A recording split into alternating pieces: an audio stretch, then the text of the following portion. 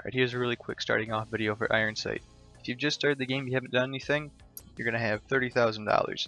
$30,000 is enough to buy you a primary weapon or a secondary weapon. So when you start off the game, the only weapon you'll have permanently right off the bat is this K2C right here. Which it is actually a really solid gun. You could grind life out of this thing if you really wanted to. But starting off the bat, you're probably wondering, what gun should I buy, what's good? And with my experience playing this game, I'll try to tell you that. First off, right here for your assault rifles, this AK-47 is extremely solid. That was the gun I bought on my first day, and it's level 30. I haven't stopped using it. See, another good first day buy. TAR-21 is another very solid gun. If you want something maybe not as much as a kick as an AK-47. Let's see, the Scar H, I've also seen a lot of people go absolutely ham with this gun. Very solid first buy if it's a weapon you know how to use. Let's go for some machine guns right quick. The AR-57 is, a lot of kids really whine about this gun. They think it's too good. It is a phenomenal weapon. It's got 50 rounds, and just look at that thing. It's disgusting. Other popular submachine guns, I've seen a lot of use out of the MP7 as well. MP7 is really solid. Let's see, MP5 even. I think this gun, they give you 7-day rental when you start playing the game. I've seen some people go absolutely disgusting with that gun, but you probably have to do some work unlocking attachments for it. I can talk about those later. Let's see, sniper rifles. Blazer, this is what the children love. The children love the Blazer. If you want to be with the hip trends, the Blazer is what you want. If you want something more powerful, the DRS-1 is the way to go. Besides that, the other snipers, these semi-autos, they're really not worth using. To be honest with you, if you want to have a semi-auto sniper, just take a HK417, just build that up. Because with the less kick, since it's not a sniper rifle, it's gonna work a whole lot better for you if you want a semi-auto sniper. LMGs. This is kind of a wild card because the children don't really like the LMGs. That's just how it is. The Ultimax 100 I like a lot because hipfire is very strong in this game, and with a weapon like that you can absolutely mow down people. Anyway, that's your primaries. Take a quick look at popular secondaries. The TAC Ops is already being hailed from the looks of it from a lot of the better players that this is the most solid pistol because it has a fire rate, not too much recoil, versus if you look like the Python, which the Python I love. But you're going to have a lot kick out of that TAC 45. That Python will put people down in about 2 shots if you hit them in the chest. Same with the Desert Eagle. But yeah, remember the fire rate's slower, you're going to get a lot more recoil.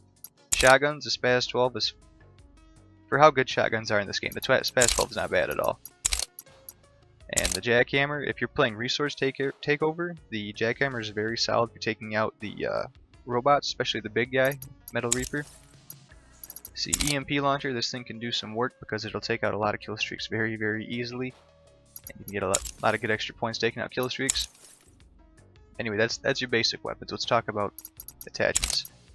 I'm just going to use my AK-47 as my base because I have everything for it. See, laser sights. There's been a lot of controversy over laser sights. People can't really prove if they're doing anything right now or how much they are doing. So I like it because it looks cool, but really, I can't really say anything on that. Quick shot sight, good old school Call of Duty red dot sight. Can take a second to unlock on guns that aren't submachine guns, but it's always worth using. It's a solid sight.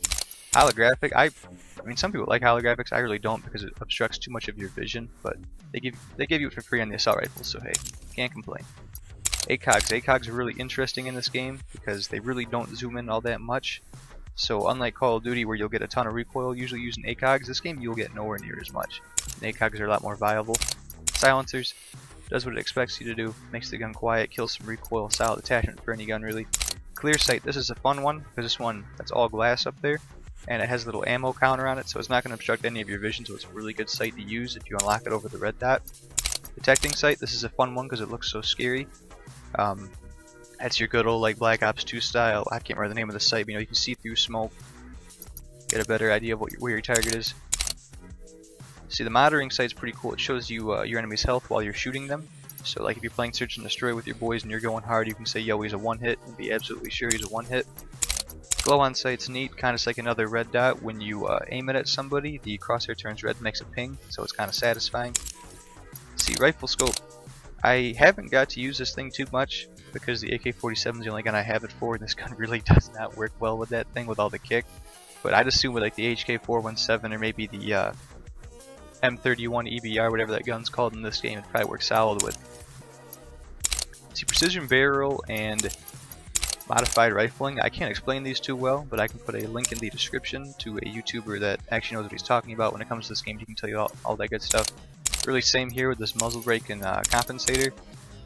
Compensator is supposed to reduce some recoil. I think the muzzle brake does that also as well, but I can't really tell you how much those do that, how all that works. Let's see, right quick, actually talk about sniper attachments since those are different. With snipers, thermal scope. This is basically your ACOG for snipers. It looks like it has a long zoom. Really, it has less than an ACOG. So if you just want to go stupid, that's the scope you want. Let's see, Vipers, POSB, and Scouts. I believe these all just have different magnifications depending on really what you want to do. Like I said earlier, I can't really explain these all too well. The variant scope. This one isn't crazy special. I don't think it just looks crazy special because it looks cool to be real straight pull. I think this is another thing that people are kind of debating what it does. Some people saying it's not really doing anything. I'm not sure if it's all placebo. What's up with that? Long eye scope. That's your big boy if you're into that. Let's take a second to talk about attire and characters. Really, in my opinion, there's no point in putting money into these. Ironsight's really nice, and every time you level up, you get a supply crate. I get garbage rolls, so every time I open a supply crate, I get stuff for my guy. So really, honestly, over time playing the game, I'm level 32, so I've opened at least 31, I think, 32, whatever, supply crates. So really, over time, just playing the game, you'll get the stuff you want for your guy. This stuff really isn't worth investing money into unless you really want to either look cool or buy yourself some tits. That's really about it. Here's your shopping page. Here's where they want you to use real money most of the time. Honestly, the only time I use this store is the 2 times I bought AP, the paid for currency. You go to the AP store, then you use your AP to buy chips, then you use your chips to buy gold. That's really about it. Besides that, for this event they have running right now, if you have 30 chips, you can buy the cute little woodland supply box. If you want to buy that bad boy, it costs chips, go to the chip store. Bam, there she is. Really, honestly, supply crates too even. I don't even really buy these because I'd rather just buy a gun I want instead of getting like a 10th pair of gloves. That and every time you level up you get a crate. So really that's more or less everything you need to know right off the bat in terms of managing your money. Getting money isn't going to be hard as you play. As you do challenges, you'll get solid money. Honestly, you don't gotta grind all too hard to get money. It's just about knowing how to keep your money and then work with it.